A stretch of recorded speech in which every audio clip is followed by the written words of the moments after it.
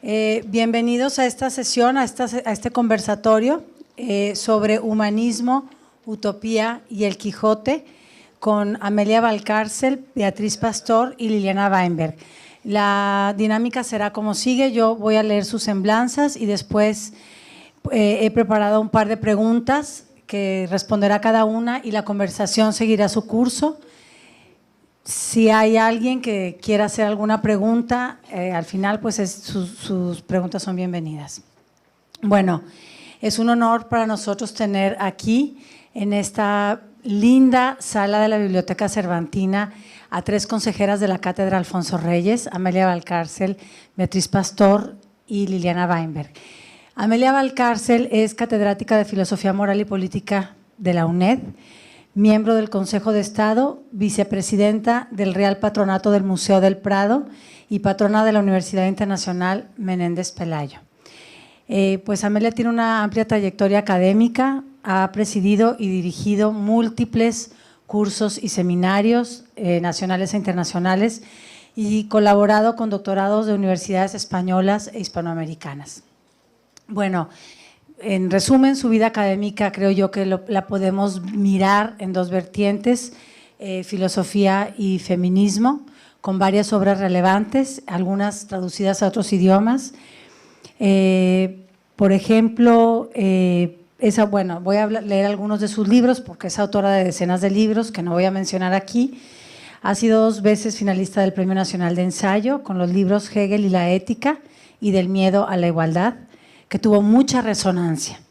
Sus libros más recientes son Hablemos de Dios, de 2007, que escribió en colaboración con Victoria Camps, Feminismo en el mundo global y La memoria y el perdón, de 2010. Tengo el ventilador encima de mí. Me siento aviadora, me parece moderadora, pero bueno. Beatriz Pastor, es profesora de la Universidad de Dartmouth y es crítica literaria, especialista en estudios latinoamericanos y coloniales. Ella recibió en 1983 pues, el importante premio Casa de las Américas en la categoría de ensayo por el discurso narrativo de la conquista, mitificación y emergencia. Ella también funda en el 88 un instituto de investigación. Es miembro del Consejo Editorial de la revista Crítica Literaria Latinoamericana y tiene también publicaciones que son referencia importante para quienes quieren indagar en los discursos que traman la conquista de América y la utopía. Por ejemplo, El segundo descubrimiento, discursos narrativos de la conquista de América; El jardín y el peregrino, ensayos sobre el pensamiento utópico latinoamericano; y su libro más reciente, que mañana se va a presentar en la Feria del Libro, Cartografías utópicas de la emancipación. Los invitamos a que vayan mañana a la Feria del Libro, porque tanto Liliana Weinberg como Beatriz presentan sus respectivas obras. Y bueno, Liliana Weinberg es escritora, crítica y editora argentina, antropóloga, doctora en Letras Hispánicas por el Colegio de México e investigadora nacional nivel 3 del Sistema Nacional de Investigadores. Es además profesora de Estética y Literatura Iberoamericana, así como de un seminario sobre ensayo en la Facultad de Filosofía y Letras de la Universidad Nacional Autónoma de México. Ha sido durante 10 años editora de la revista Cuadernos Americanos, publicada por la UNAM, y jefa de la División de Estudios de Posgrado de la Facultad de Filosofía y Letras de la misma institución. Y bueno, sabemos que Liliana Weinberg es una referencia obligada para el estudio del ensayo. Es autora de varios libros como el ensayo Entre el paraíso y el infierno, Literatura latinoamericana, Descolonizar la imaginación, Situación del ensayo y Pensar el ensayo. Bueno, entonces empezamos con la conversación. Tengo 2 preguntas. La primera tiene que ver con la utopía. La idea es, conversar en torno a la palabra utopía y a la palabra humanismo alrededor del Quijote. Sabemos que Don Quijote es una obra que desborda las categorías. Y en relación al tema de esta conversación sería interesante discutir esto de la utopía. Utopía contra utopía, fantasía. ¿Dónde o cómo inscribir a Don Quijote? Amelia.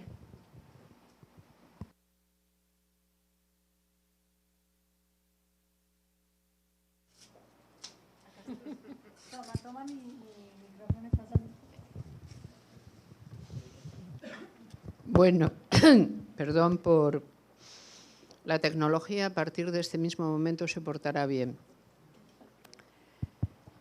En realidad, en una obra como El Quijote, el registro utópico, lo que entendemos por registro utópico, mi particular parecer es que está ausente, porque en el Renacimiento comienza la literatura utópica, pero el único precedente, en el momento en que el Quijote se publica, es More, es la utopía de More.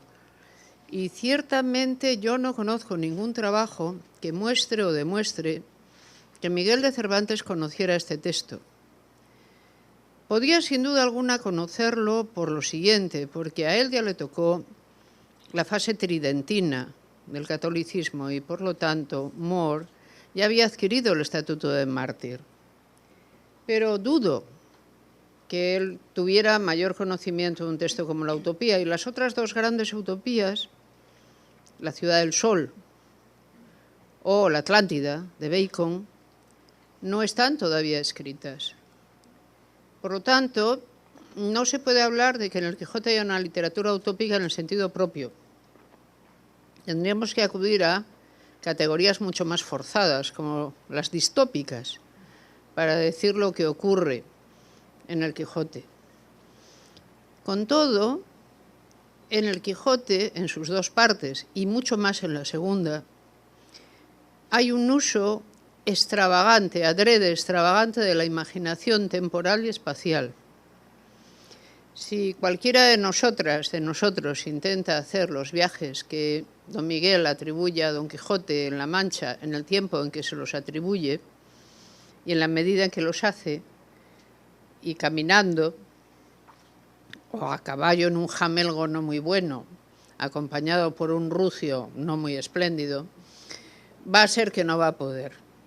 Entonces, hay unas distopías temporales, pero hoy sobre todo hay un uso asombroso e irónico del espacio, que aparece en episodios tan conocidos como La cueva de Montesinos, donde cuando don Quijote sale dice haber estado unas largas horas, y no ha estado sino un rato, haber visto allí lo inimaginable de ver cuando es de todo punto imposible, o en el episodio más asombroso de La ínsula, que nadie sabe dónde queda, ni qué es una ínsula, ni qué rara es una ínsula que no está rodeada de mar, sino que es una ínsula que está en tierra, y de la que uno sale y entra no sabe bien cómo, por qué.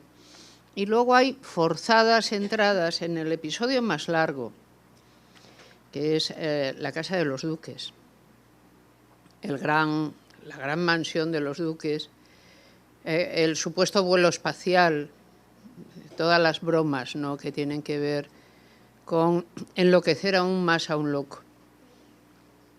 Sin embargo, aun existiendo esto, sí que existe uno de los elementos de la crítica utópica. Yo creo que sí existe, vosotras me diréis cómo lo veis.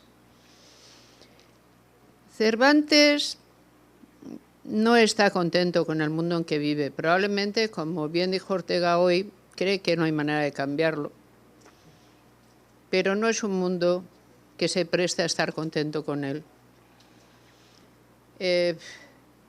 Quien se adapta a este mundo no está bien. Y eso sí que es un elemento tensional que siempre existe en la literatura utópica. Lo que pasa es que yo pienso que la literatura utópica en sí misma es mucho más ordenancista. Es decir, siempre prevé el fin al que vamos a llegar y el camino para lograrlo, y sobre todo clasifica mucho. Mi experiencia de la literatura utópica es que siempre hay los que se mandan, se llaman no sé cómo, se dividen en 3 grados, se visten de tales colores, los siguientes son de tal manera, etc. No vamos a encontrar nada de eso en Cervantes. No solo porque no pertenezca a ese género, sino porque es que no le va.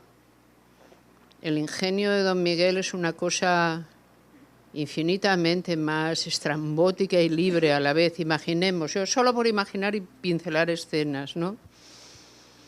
Recuerdan que muchas escenas del Quijote han dado origen a episodios enteros de la cultura que tienen vida propia. El retablillo de Maese Pedro. donde se finge un mundo. Y Don Quijote cree que es el mundo. Lo tiene delante y lo deshace a espadazos porque se va a producir allí algo que no está nada bien, que es que sea raptada y no liberada, como debe la gentil Melisendra, y que eso no puede ser. Hay muchos episodios en los cuales lo que no es posible comparece. Y esto lo vemos especialmente bien si comparamos el Don Quijote de verdad con el Quijote de Avellaneda, que finge de las mismas maneras episodios imposibles, pero con una falta de dulzura impresionante. Lo que caracteriza realmente a Don Miguel es lo que yo llamaría, ya sé que es una manera rara de llamarlo, pero yo siempre ante el Quijote, que es un libro que me leo todos los años, no sabía que era un consejo de tan buena fuente. Me lo leo porque yo aprendí a leer en el Quijote, y yo creo, es más, Julio, que tuvimos el mismo libro. Sí, yo tuve mucha suerte. Yo me libré de unas señoras monjas que eran un poco peligrosas, porque algo pasó. Entonces yo tuve suerte y me libré.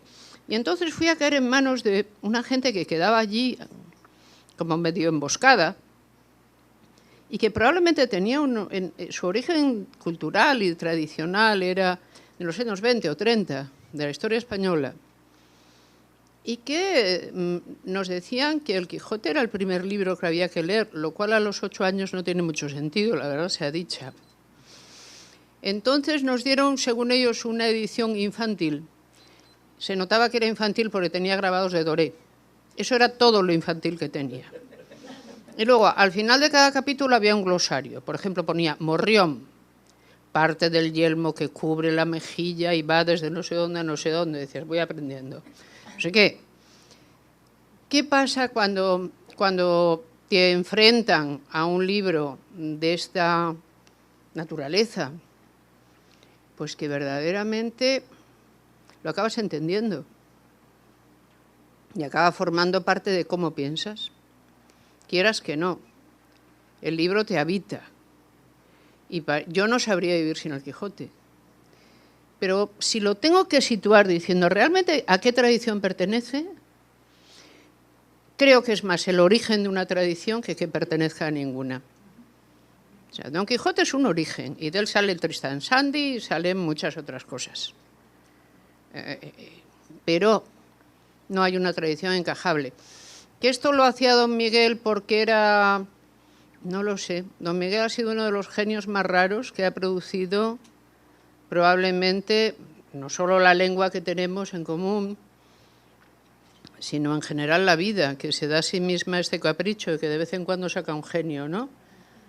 Porque yo creo que él no lo sabía. Él solo se divertía enormemente haciendo lo que hacía. Lo notas en cómo escribe. Yo no conozco a nadie que escriba como él, y los hay muy buenos. Que López de Úbeda tiene un vocabulario mucho más amplio que el de Don Miguel, por ejemplo, pero no sabe decir escuderil y otras palabras que claramente Don Miguel se inventa, o sea, desinencias imposibles aplicadas a palabras para reírse del asunto. El episodio de los galeotes, ¿qué les parece? Voy a organizar aquí la justicia.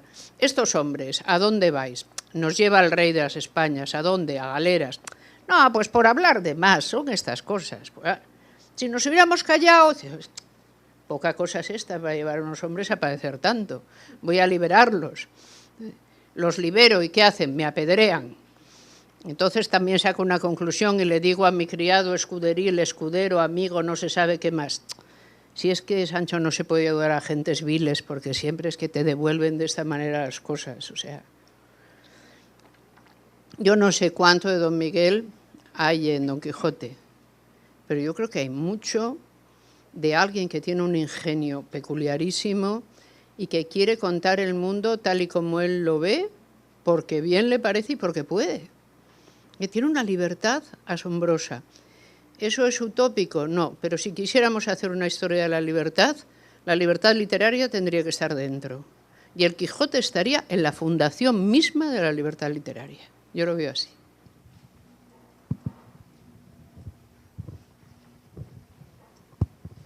Bueno, pues yo estoy completamente de acuerdo con Amelia, a la hora de afirmar que Don Quijote no es una obra utópica. No es una obra utópica porque ya en ese momento hay el inicio de una tradición que está muy bien codificada con el primer paradigma utópico moderno, que es el de Thomas More, que es un paradigma utópico espacial, en el que la utopía como espacio alternativo se construye en un lugar alternativo, que es una isla. ¿Funciona o no? Más cerca. Que es una isla, sí, ahora sí, que funciona en un lugar alternativo, que es una isla, eso ya está colocado, y desde el punto de vista de esa incipiente tradición, o incluso desde el punto de vista de la tradición antigua de la utopía, el Quijote no encaja. Eso es cierto si pensamos en términos de tradición, pero hay una cosa que es interesante, y es que a pesar de esta realidad, la gran mayoría de la gente pues piensa en Don Quijote como un personaje utópico, ¿verdad? Y eso tiene que ver con una paradoja que es central dentro del texto mismo, y que es lo siguiente: el hecho de que Don Quijote no es un personaje utópico, es un personaje que se mueve por un impulso utópico, pero que no encuentra nunca la forma de transformar ese impulso en una utopía. Es decir, él se mueve por el impulso que alimenta todas las utopías, que es el de buscar un mundo mejor. Pero ahí es donde lo que es fundamental es el clarificar el concepto de la utopía, porque uno de los problemas con una palabra como utopía es que todos la utilizamos, y la utilizamos según el lenguaje común, y según el lenguaje común hay dos aspectos en la palabra. Uno es el de quimera, algo que es un sueño, un sueño de algo, de un mundo perfecto, lo que sea, y el otro es que connota algo irrealizable.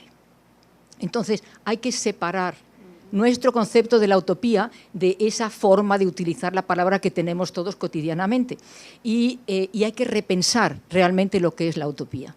Y para repensar lo que es la utopía, uno de los pasos, yo creo, necesarios es el de separar la utopía del paradigma que creó Thomas More, porque Thomas More crea un paradigma sumamente coherente, sumamente poderoso, que nos enseña que la utopía es un proyecto que se levanta contra una crítica de la sociedad, que es lo que va en la primera parte de la novela de Thomas More, y que frente a esa realidad social que uno critica puntualmente, uno busca, imagina, construye un espacio alternativo de resolución simbólica, es decir, donde simbólicamente se resuelven todos los problemas que aparecían en la realidad histórica. En el caso de la novela de Thomas More, pues la injusticia, la lucha de clases, la desigualdad social, todo esto se resuelve en la sociedad imaginaria de la isla de Utopía. Y ese es un paradigma enormemente poderoso. Pero aquí conviene recordar lo que dice Ernst Bloch, que es uno de los pensadores más iluminados, más confusos a veces y más iluminadores sobre lo que es realmente la utopía. Y él en un momento determinado dice, voy a citar de memoria, o sea, no va a ser una cita exacta, pero parafraseando, dice, reducir lo utópico al paradigma de More o simplemente orientarlo en esa dirección sería equivalente a reducir la electricidad al ámbar, simplemente porque el ámbar fue la materia donde los griegos observaron por primera vez el fenómeno. Es decir, para plantearse si una obra es utópica o no es utópica, uno de los canales de aproximación es la tradición, es decir, encaja o no encaja dentro de una tradición. Pero el otro es realmente el repensar, reconceptualizar lo que constituye lo utópico. Y si liberamos lo utópico de ese paradigma de More, nos damos cuenta de que lo utópico es un registro de lo imaginario. Y es un registro de lo imaginario que imagina el mundo de una manera particular, no de cualquier manera, de una manera particular. Podemos decir que la utopía es una fantasía, pero es una fantasía particular con unas características muy específicas.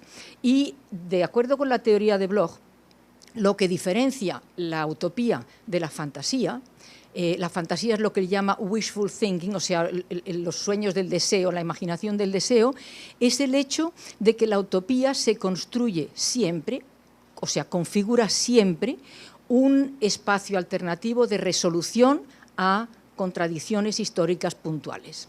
En ese sentido, pues Pinocchio, por ejemplo, no es una utopía, es una fantasía que nos puede gustar más o menos, la idea de un niño de madera que es bueno y se convierte en un niño de verdad, después de haber sido malo, pero eso no es una utopía, eso no tiene absolutamente ninguna base en la realidad, ni resuelve ningún problema de una realidad que es la realidad en la que se crea Pinocchio.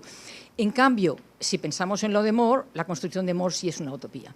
Pero lo utópico entonces se convierte en un registro particular de la imaginación con una función particular, que es la de ir configurando esos mundos alternativos. Lo utópico intersecta con muchos discursos diferentes y uno de ellos es el discurso de la novela. Y en el caso de la novela de Thomas More o de las utopías renacentistas es lo que encontramos. El paradigma de More no es el único, hay otros. Por ejemplo, en el siglo XVIII hay un escritor francés, Sébastien Mercier, que escribe una novela que es l'année 2240, en la que, el año 2240, en la que un parisino se va a dormir y se despierta 700 años más tarde. Y cuando se despierta, se pasea por un París que es una maravilla de ciudad y en la que aparecen resueltas mágicamente, porque no interviene la historia, todos los problemas que configuraban la realidad del París histórico de 1790, que es cuando el viajero se duerme.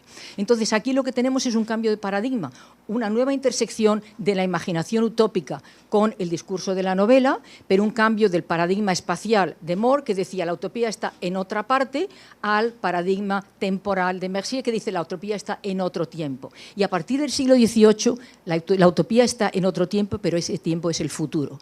Y esa idea de la utopía en el futuro se conjuga con una nueva teoría de la historia, que es la que elaboran gente como Turgot, cuando dicen que la historia es un progreso de la humanidad hacia un mundo mejor.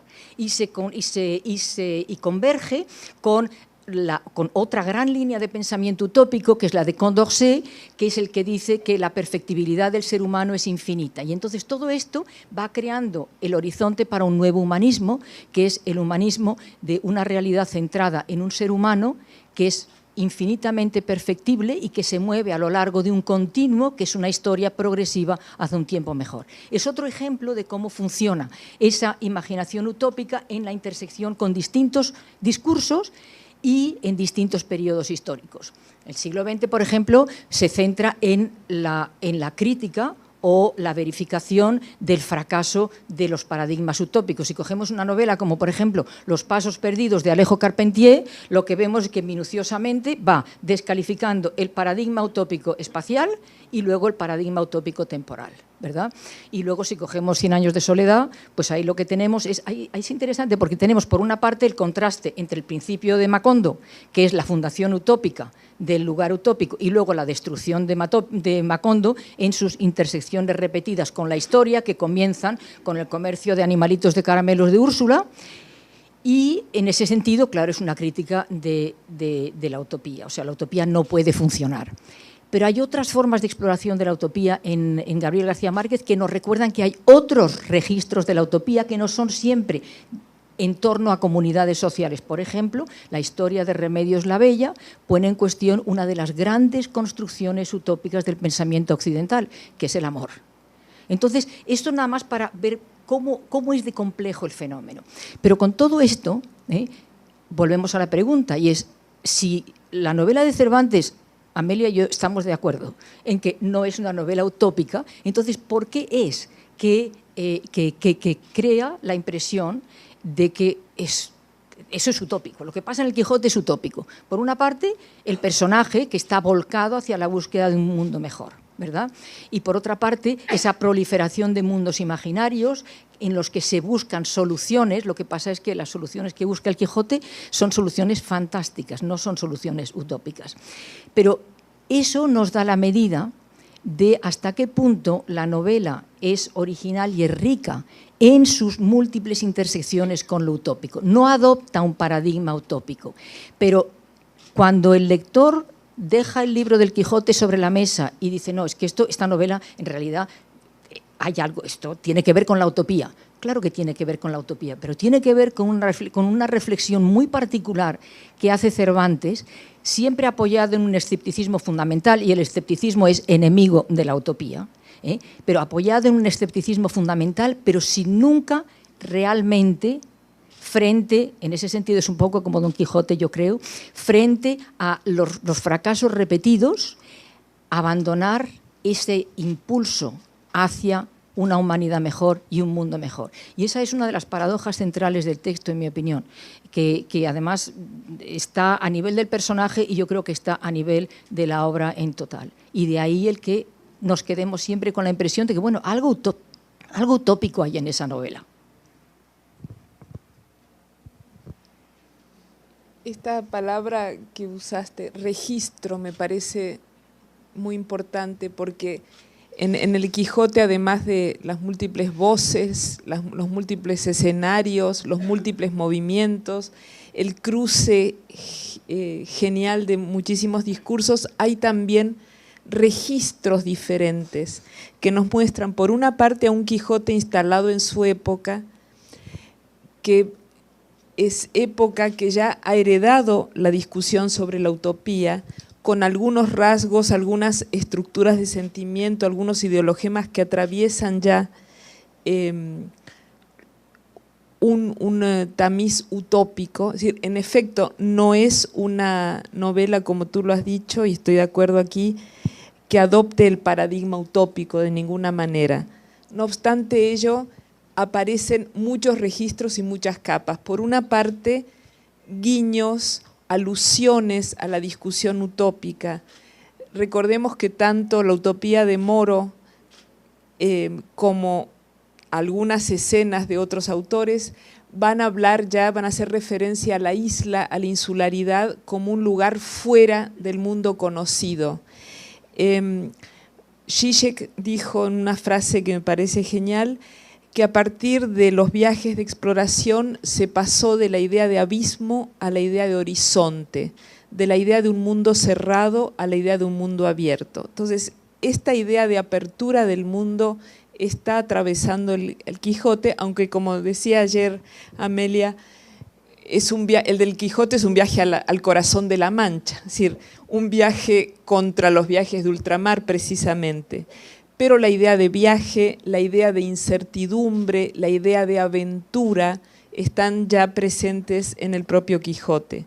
Entonces, hay algunos elementos que son guiños a la literatura utópica, retoma, recordemos que la propia utopía de Moro surge en 1516 a partir de la invención de un personaje que habría viajado con Américo Vespucio y se habría alejado de la ruta de Vespucio, lo habría abandonado y al regresar a Europa se encuentra con los personajes de la ficción de Moro.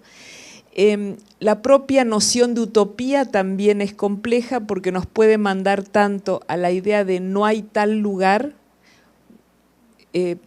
porque Moro pone utopía y utopía puede mandarme al utopía en griego o al eutopía. Entonces, tanto puede querer decir no hay tal lugar, no lugar, como decir un lugar mejor, un lugar bueno, ¿no?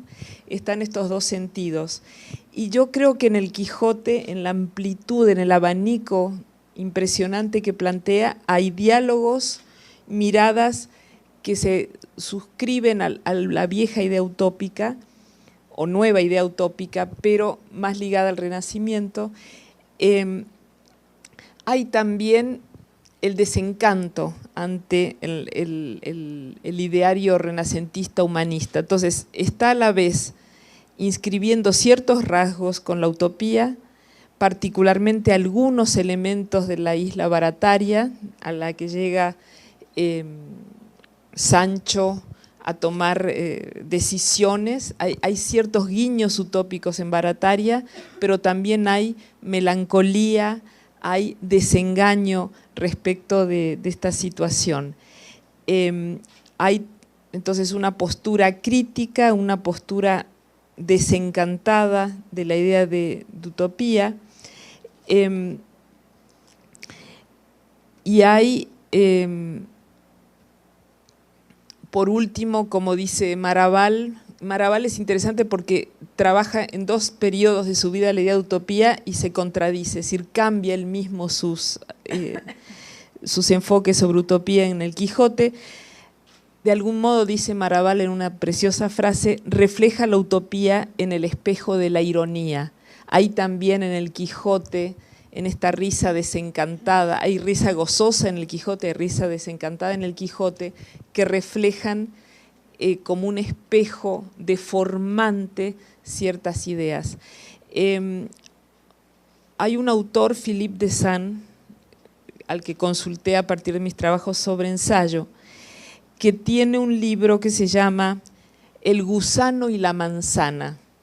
La idea de este título tan elocuente es que el Renacimiento, el humanismo, el primer humanismo, entregaron la idea de una manzana perfecta, pero ya desde el 1600 se está viendo que la manzana escondía un gusano. Es el choque, que también es el choque quijotesco por excelencia, entre la realidad y el ideal, ¿no? Es decir, cómo el ideal se golpea con una situación política, económica, jurídica, monetaria de enorme complejidad.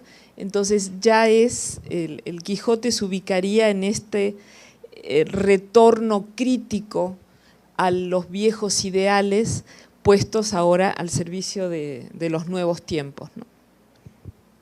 Sin embargo, a ver, este es el bueno porque es el que funciona. Sin embargo, yo os quiero leer un par de párrafos por aquí, porque es que, ya que los escribió, bueno, será que los oigamos porque son como son, vamos, esto. Yo cuando a veces, cuando todavía daba clases presenciales, se me quejaban y decían, pero ¿por qué hay que leer a los clásicos? Y yo decía, hombre, ¿por qué hacen listo? Es como inteligencia en píldoras. Usted va normal, lee a un clásico 2 paginitas al día y le entra, ¿sabe? No ha tenido que trabajar, le entra a usted ya, ello. Es una cosa fantástica y eso que ahorra. Claro, ¿qué se piensa del Quijote? A ver, de nuevo esta mañana Julio decía, a mí de niño me hacía reír. Y contaba la falaz anécdota de Felipe II, porque siempre se dijo aquello, el Quijote es un libro que hace reír a los niños, pensar a los varones maduros y llorar a las personas ancianas. Es decir, ¿por qué? Dice, porque expresa todas las edades de la vida, no hay nada que le sea ajeno y cada vez el mismo episodio te dice cosas diferentes. Pero no hemos de olvidar que Cervantes lo empieza en broma. Es decir, es una magnífica broma. Y es una broma sobre los libros de caballería, que es lo que a la gente le gusta leer. Nunca olvidemos que es una magnífica broma. Y eso es así. Entonces, ¿por qué? Porque por ejemplo, el mundo de Cervantes es muy amplio. ¿Cuál es el destino? Cervantes, pese a que intenta, en efecto, encontrar empleos en América, muy en serio no se lo tomaba, porque aspiraba a lo que no le darían nunca y no. El destino todavía de la corona hispánica, en el que don Miguel cree, es Berbería. Es las empresas del emperador César Carlos, cuando va realmente a atacar en el Mediterráneo. Es donde él va con don Juan de Austria a vencer al turco. El destino de la corona hispánica no está en América, que no sabemos todavía lo que es, ni lo grande que es, pese a todo lo que cuentan.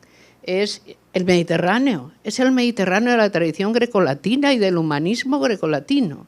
Ese es el que hay que reconquistar, que por cierto no se deja. Él mismo, como prisionero que ha estado en Berbería, se da cuenta de que eso no está ni para hoy ni para mañana.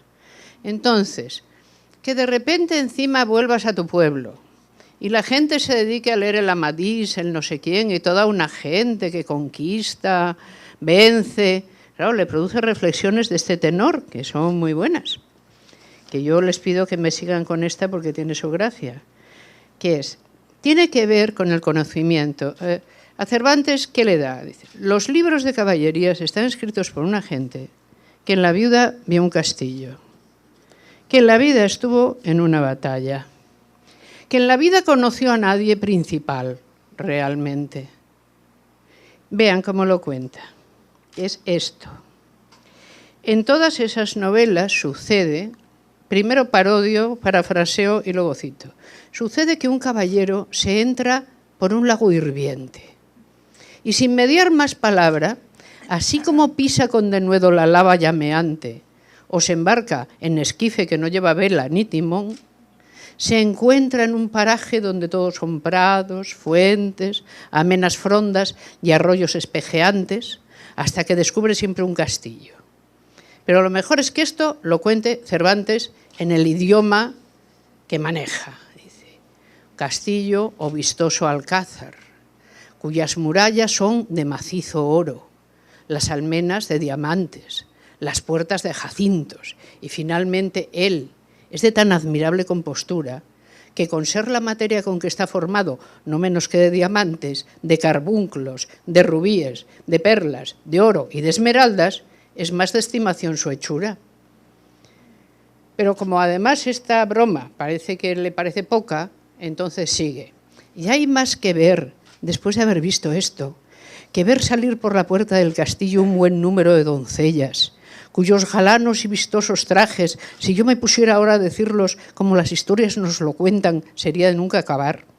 Y tomar luego la que parecía principal de todas por la mano al atrevido caballero y llevarle, sin hablarle palabra, dentro del rico alcázar o castillo y hacerle desnudar, como su madre le parió, y bañarle en templadas aguas, y luego untarle todo con olorosos ungüentos y vestirle una camisa de cendal delgadísimo, toda olorosa y perfumada, y acudir otra doncella y echarle un mantón sobre los hombros que por lo menos dicen que suele valer una ciudad o aún más. Este es Cervantes de verdad. Y cuando tú lees esto, no te puedes tomar en serio la mitad de toda la literatura que se ha escrito, ni antes ni después. O sea, te da un sentido no de la realidad, de lo que es propio admitir como literario, sumamente cauteloso y hermoso. Cervantes es un gran maestro de estilo, pero de estilo espiritual, de la gente que lo lee. Lo mejor que tenemos quienes manejamos la lengua de Cervantes, si realmente admitiéramos y cultiváramos su magisterio, lo mejor que haríamos sería tomarlo por maestro de contención, porque es espléndido. Yo ahora me voy solo a pero traigo más, porque esta mañana me acordé de que yo no en mi juventud, pero no tan allá de ella, había escrito una cosa sobre Cervantes que no publiqué jamás y dije, tate, esto lo voy a cazar yo. Y ahora existe una cosa que se llama Dropbox, no sé si os habéis enterado. Yo sí, me enteré hace poco y la uso como, vamos, que lo paso como yo que sé. Es decir, pero quiero pensar en una cosa. La segunda es, tú has dicho, bueno, el humanismo. Dice, el humanismo, has dicho, de Cervantes, ya está desencantado. Probablemente sí. Porque hay una cosa que desencanta a Europa hasta que la vuelve a encantar, que son las guerras de religión. Cuando esta mañana de nuevo se cita a Ricote y a los moriscos y a los que vienen porque se han tenido que marchar y a los que eran medio iluminados o vete tú a saber qué, o a los que eran judíos, hay demasiada gente a la que se está echando de casa. Y hay una metáfora, yo creo, pero esto casi lo dejo para cuando me creáis más, que de momento os veo escépticos. Hay una gran metáfora en el Quijote sobre la propia corona hispánica. Pero mejor hablamos del humanismo primero. O sea, estáis tan convencidas de que realmente... Yo creo, a ver, don Miguel ha sido un buen estudiante. Tiene una excelente memoria. Y además tiene el gusto por el idioma. Don Miguel guardaba palabras como otra gente guarda piedrecitas, cuadros, navajas barberas o lo que le dé por guardar. Guardaba palabras, porque tiene muchas, tiene un vocabulario extensísimo. Guardaba refranes, porque si no, ¿cómo se los iba a poner a Sancho? Pero porque los había guardado. Guardaba la imaginación esa de decir, por ahí vienen dos, la que luego en efecto le copia a Tristan Shandy, Sterne. Mira un coche, por ahí viene, ¿quién será? Pudiera bien ser alguien que le dieron un adelanto en Indias, y esas señoras que vienen dentro, quizás sean sus hijas, pero quizá no, quizá se las trae para acá, no sea que se hayan echado unos novios poco pertinentes, y aquellos que parecen serían otros, y ya me habría yo casado con la hija, si no yo... Y de repente dice, ¿de qué vengo? Dice, de divorciarme. Dice, o sea, ya he hecho toda la historia y me acabo ya de divorciar. Porque ese tipo de imaginación, que es la imaginación de a quien le gustan las historias tiene, Cervantes la tiene completa y no la usa nunca completa. Ni siquiera en sus novelas ejemplares. Cervantes es un gran contenido. Nunca nos dice todo lo que él podría hacer con lo que está haciendo. Y en ese sentido es un humanista en ejercicio.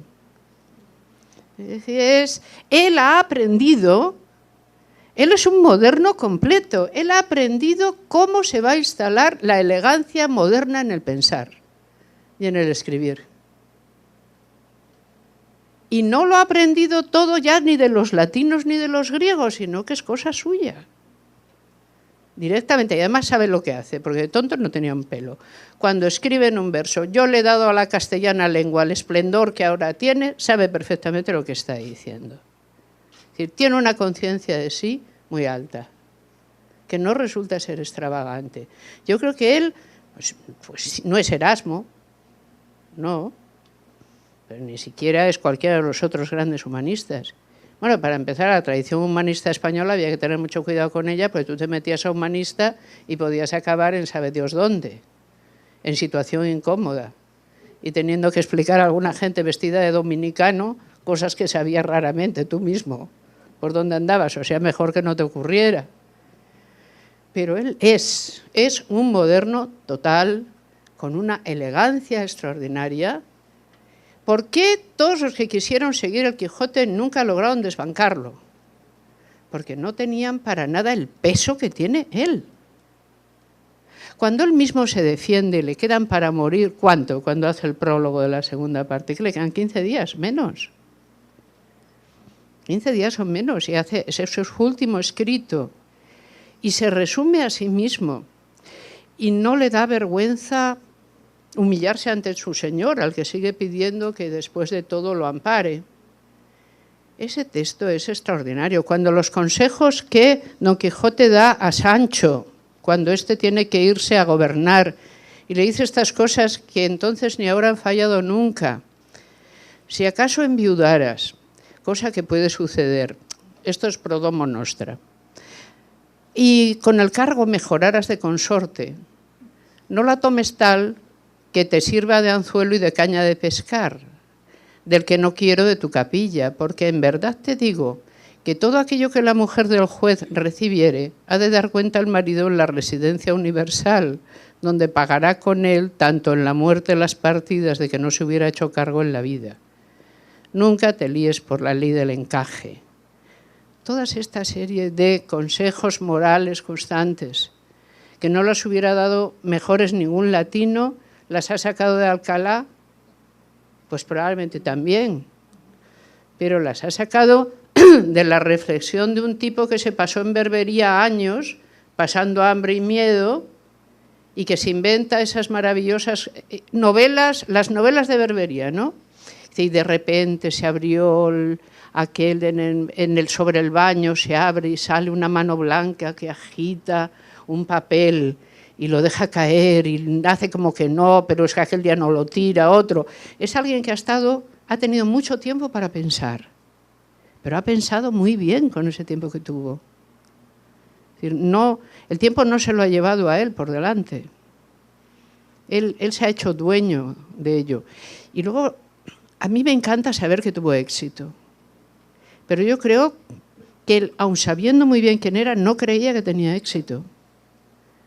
Porque siempre lo está intentando de nuevo. Con Don Miguel siempre vemos a alguien que parece que nunca lo ha conseguido, nunca lo llevan en andas. Siempre está, bueno, a ver, la próxima, no sé, ¿con qué voy a salir de esta, no?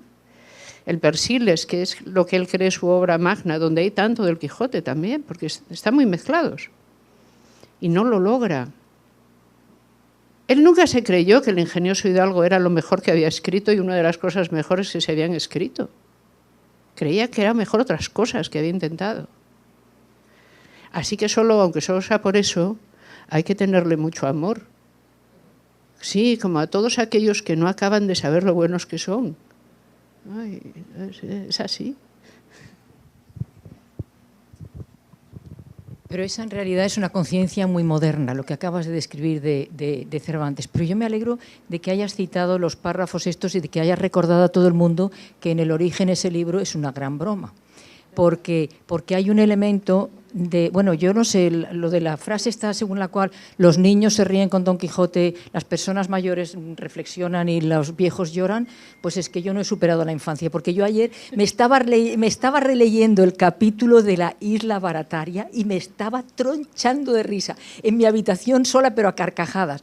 Y eso, aparte de que a mí me divierta, es que es un elemento absolutamente fundamental dentro de esa obra que construye Cervantes. No es solamente una reacción del lector, es algo que es inseparable de la obra. La broma, pero la broma además articulada en registros múltiples y además en un juego constante de autorreflexión y de autocontradicción. Y eso es uno de los elementos más modernos de la obra. Y también es uno de los elementos que impiden, haga uno lo que haga, que esa obra sea nunca una obra utópica, porque la utopía está reñida con la risa. La utopía no es nunca cosa de broma, la utopía se la toman muy en serio. Entonces, si pensamos, por ejemplo, en Tomás Moro, bueno, la sociedad de utopía es de un aburrimiento mortal, ahí no ríe nadie. Están todos tranquilos, todos comen suficiente, se visten todos igual, todo funciona como un reloj, pero la risa está completamente ausente. Y lo mismo es cierto de la mayoría de los textos utópicos y de la mayoría de las figuraciones utópicas, tanto en la novela como fuera de la novela. La utopía es una cosa muy seria, como decimos en España.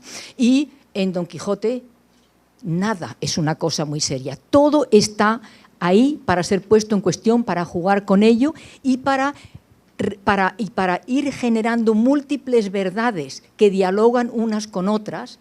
Y eso hace, por una parte, el que el texto sea maravilloso, por otra parte, el que el texto sea inabarcable y, desde luego, el que sea profundamente moderno. Pero cualquier intento de intentar, cualquier intento de intentar me ha gustado, cualquier intento de capturar. Cualquier intento intentativo que intentare, exactamente, pues eso.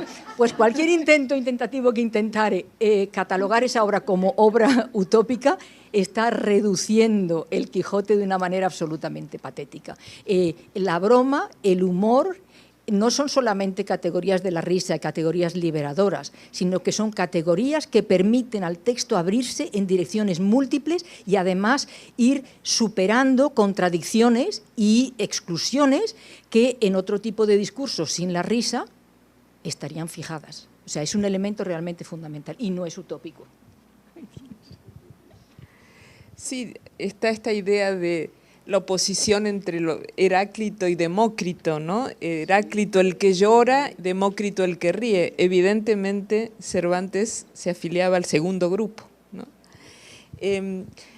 Nos habíamos propuesto ayer leer los capítulos dedicados a la ínsula Barataria, aunque yo confieso que mi parte favorita de la segunda parte del Quijote es el retablo de Maese Pedro, que es espléndido, y una escena dentro de otra escena, como cajas chinas maravillosas. Pero yo quería decir aquí algo un poco provocativo, que es una idea que me viene persiguiendo desde hace bastante tiempo, y es pensar hasta dónde la ínsula Barataria no nos mostraría a Sancho también como una forma de criticar al indiano, es decir, que la figura del indiano ya había penetrado en la segunda parte del Quijote, y Sancho, con algunas citas preciosas, como voy con grandísimo deseo de hacer dineros, porque me han dicho que todos los gobernadores nuevos van con este mismo deseo. No hay ninguna alusión política, no se asusten. O cuando a Sancho lo sientan en la silla, tampoco hay ninguna alusión política. Y pregunta, ¿qué dice aquí? Porque no sé leer, y le dicen don, ¿no? Aquí hablan de don. Sancho Panza dice don, entonces se escandaliza de que a todo mundo lo llamen don, que es también un tema que llega de América, ¿no? el discurso al rucio, el discurso que dedica a su rucio, después que me subí sobre las torres de la ambición y soberbia y desasosiego, se han entrado hoy 1000 trabajos y miserias. Quiero volver a mi antigua libertad. Yo no nací para ser gobernador, ni para defender ínsulas ni ciudades de los enemigos. Mejor se me entiende a mí de arar, sembrar, cavar, que dar leyes ni defender provincias ni reinos. Yo creo que aquí hay, una vez más, una construcción de Sancho como el indiano que fue a hacer fortuna y salió trasquilado. Sí, pero esto ahí es donde yo veo una parte que yo no sé si Cervantes lo quiere conscientemente o no, pero a mí no se me quita de la cabeza nunca que cuando la monarquía hispánica está perdiendo realmente el norte, porque no avanzará más, porque su mayor enemigo, Francia, se hará mucho más poderosa, porque Inglaterra, que no es nada, está creciendo, porque con la reforma que lo intentó no ha podido, porque se va a volcar en América y en Asia hasta que pierda Portugal y ya no pueda, aparezca la idea de un caballero loco, que está loco y que recorre un mundo que cree que es el mundo y no lo es. Me parece que está relacionada el destino realmente de la corona hispánica con la figura de Don Quijote, y que si no fuera así, no nos sería una figura tan emblemática, tan conocida y tan arquetípica dentro de nuestra vida de las ideas. Yo creo que había un nexo enorme que no es público ni se ve entre la locura de Don Quijote y la propia locura y pesadilla de la corona hispánica en el momento en que empieza su decadencia. Yo esto no puedo evitar verlo. Yo quería retomar algo que has dicho, Liliana, cuando decías que entre la alternativa de un escritor que ríe y un escritor que llora, que Cervantes definitivamente sería el escritor que ríe. Y una de las cosas que yo encuentro más extraordinarias del texto es precisamente el hecho de que es tanto un escritor que ríe como un escritor que llora. Eso es lo que yo veo en el texto. O sea, dentro del texto hay, hablando de la isla Barataria, por ejemplo, pues claro que yo ayer me estaba muriendo de risa leyéndolo, pero te has referido al monólogo final con el rucio. Y eso, de repente, cuando ya te has reído como un tonto y has llegado a la conclusión de que aquello es una burrada salvaje y que es para reírse, te encuentras con el monólogo y entonces inmediatamente te tira para atrás y te obliga a otra reflexión. Y esa es una reflexión del llanto, es una reflexión porque finalmente lo que ha hecho Sancho en la isla Barataria estaba muy bien hecho. Es decir, Sancho no se ha portado como un imbécil. Sancho ha entrado en una farsa que estaba orquestada por otra gente, en la que le habían asignado el papel del bufón, y él, sin saber leer, sin tener cultura, sin saber de política y vestido como un payaso, ha mostrado una sabiduría extraordinaria. Y entonces, al final, cuando ya nos hemos reído a gusto, Cervantes nos da el tirón y nos obliga a confrontar el hecho de que nos hemos estado riendo, pero no de un tonto, no de un ignorante, no de esto, sino de alguien que es todas esas cosas y que al mismo tiempo ha mostrado una gran sabiduría. Entonces, para mí, eso es Cervantes.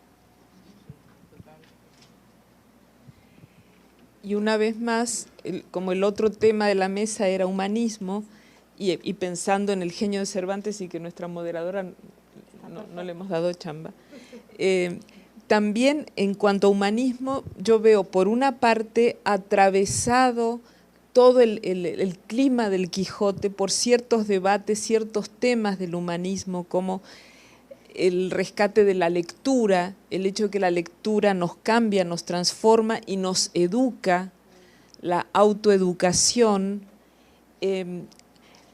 un giro importante que hubo también en cuanto a la consideración de las leyes.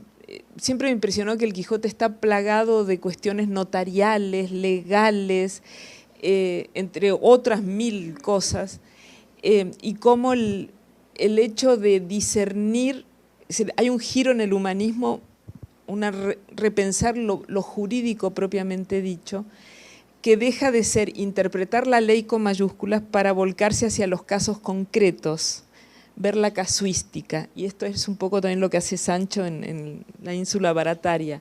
Entonces también pensar que el Quijote está teñido de ciertos elementos del humanismo.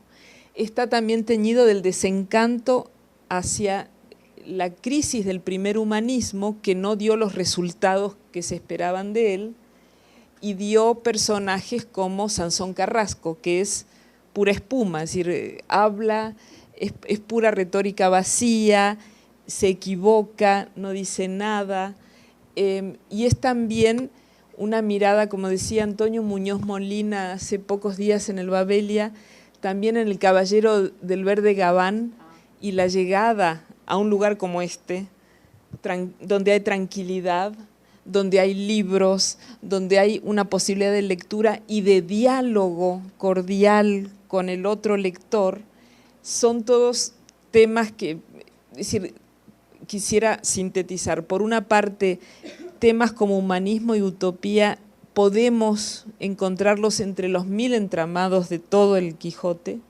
sobre todo en la segunda parte, pero también los podemos encontrar en ciertos personajes, en ciertos temas, y otro tema humanista por excelencia que lo atraviesa es el diálogo.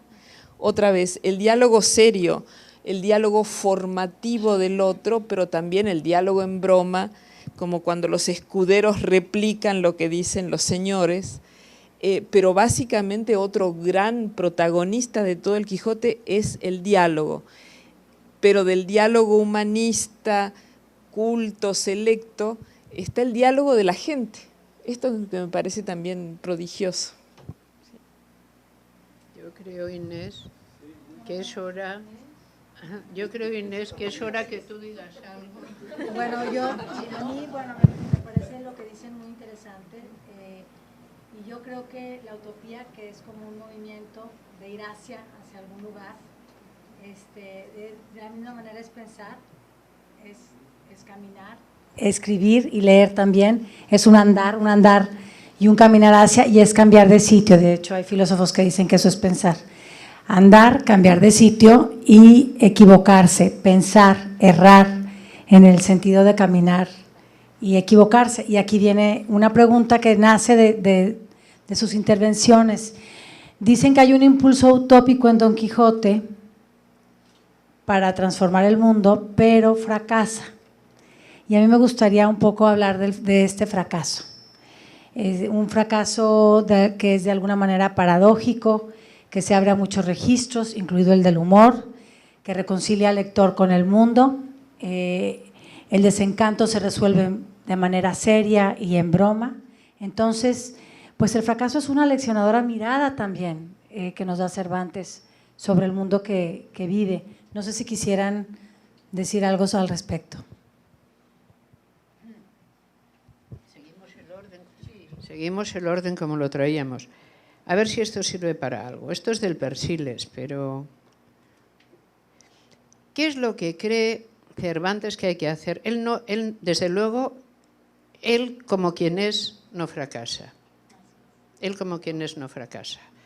Probablemente sea un soldado fracasado, porque nadie le dio luego empleos, ni grandes honores, ni le pagó el brazo que ya no se le movía, y todavía encima dice, ríense de mí, llámame manco, como si hubiera perdido el brazo en una taberna y no en la mayor ocasión que vieron los siglos.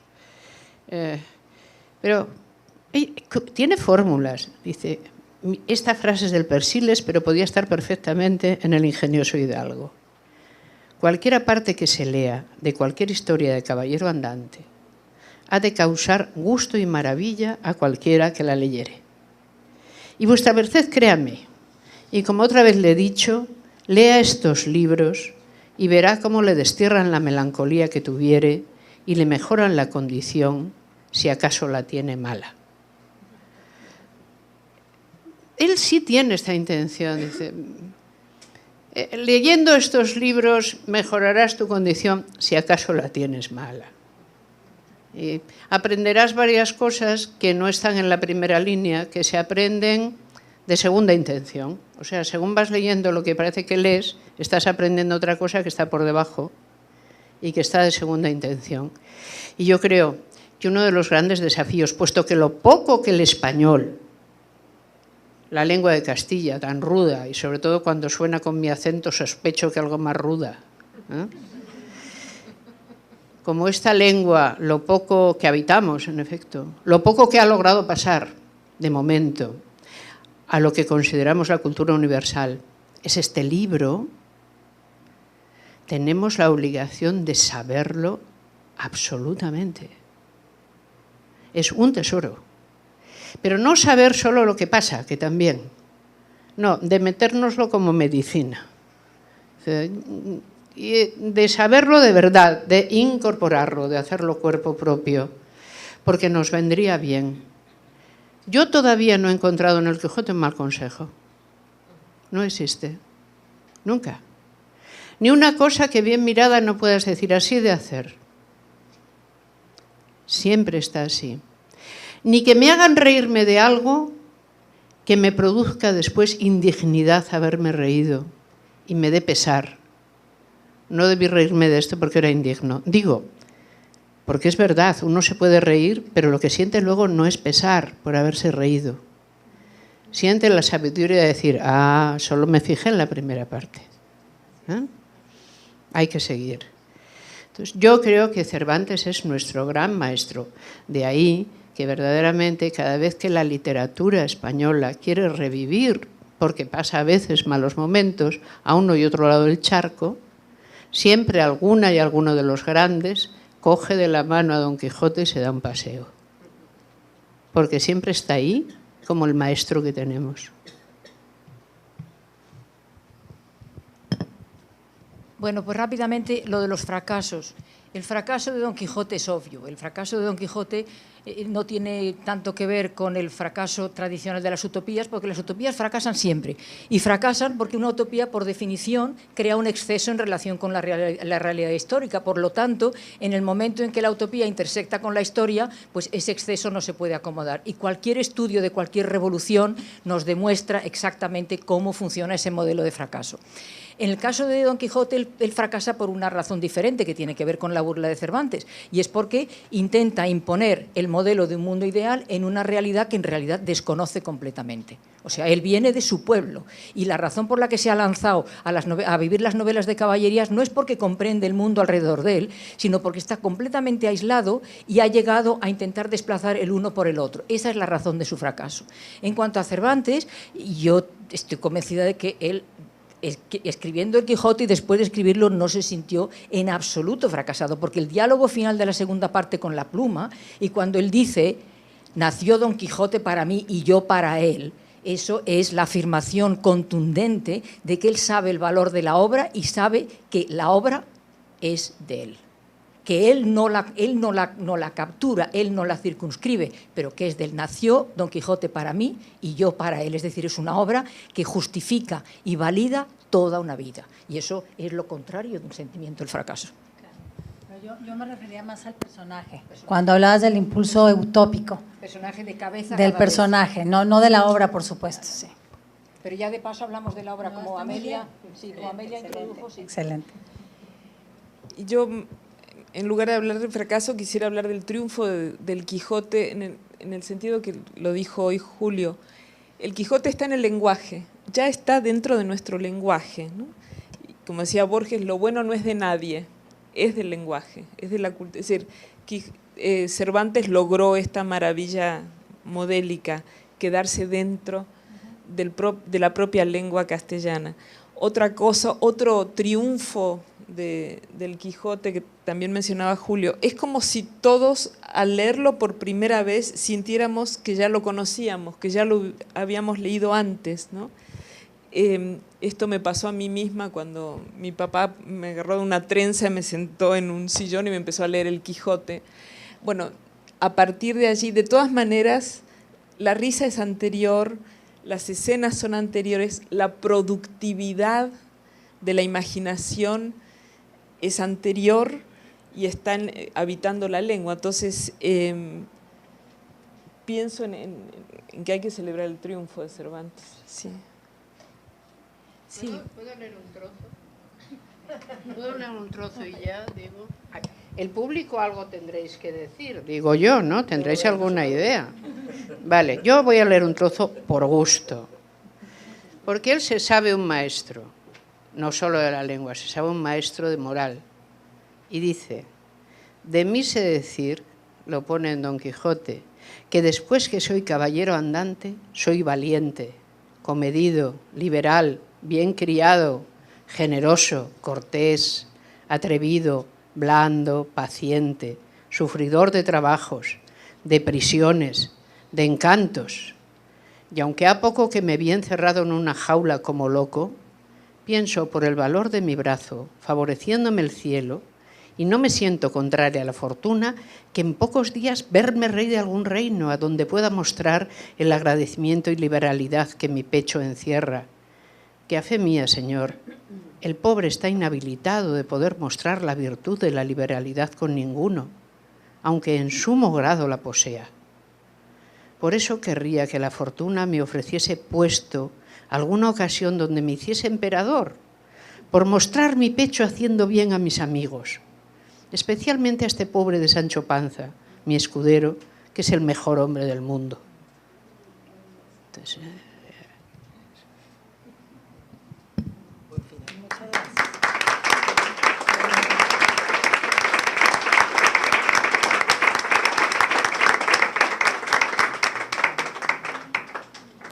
¿Alguna intervención del público? Nada más porque... Ya los dejamos planchados, Inés. O sea, ¿es utópico o no es utópico? Exacto. Seguiremos discutiendo la eternidad. Exacto.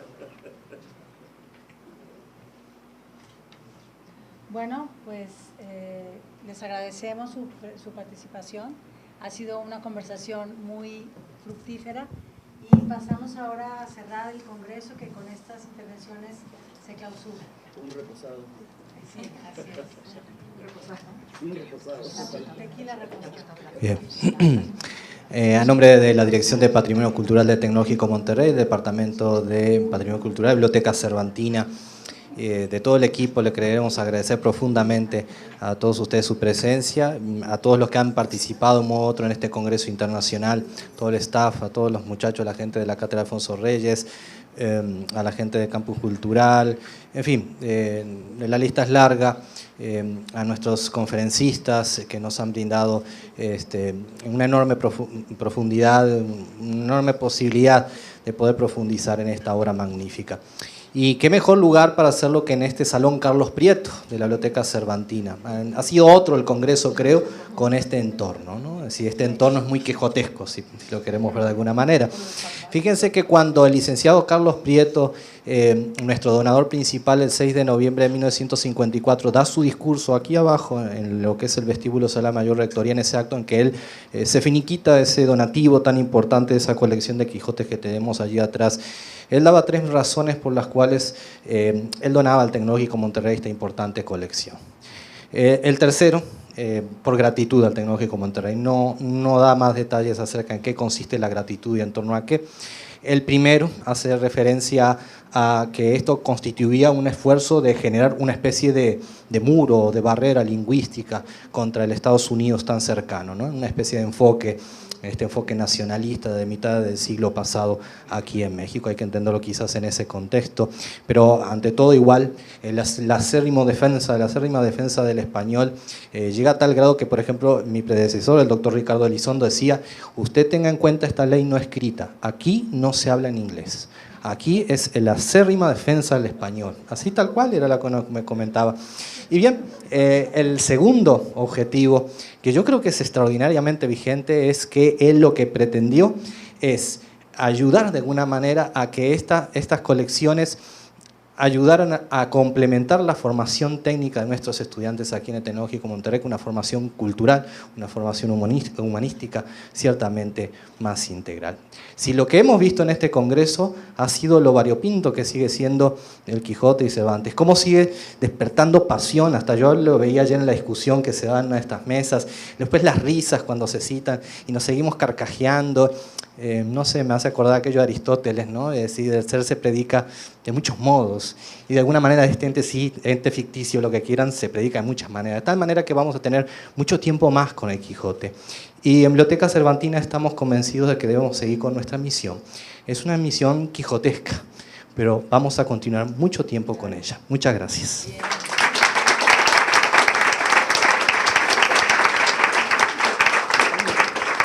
Bueno, a mí me toca, me han pedido clausurar oficialmente el Congreso, así es que pues declaro clausurado este Congreso Internacional sobre el Quijote.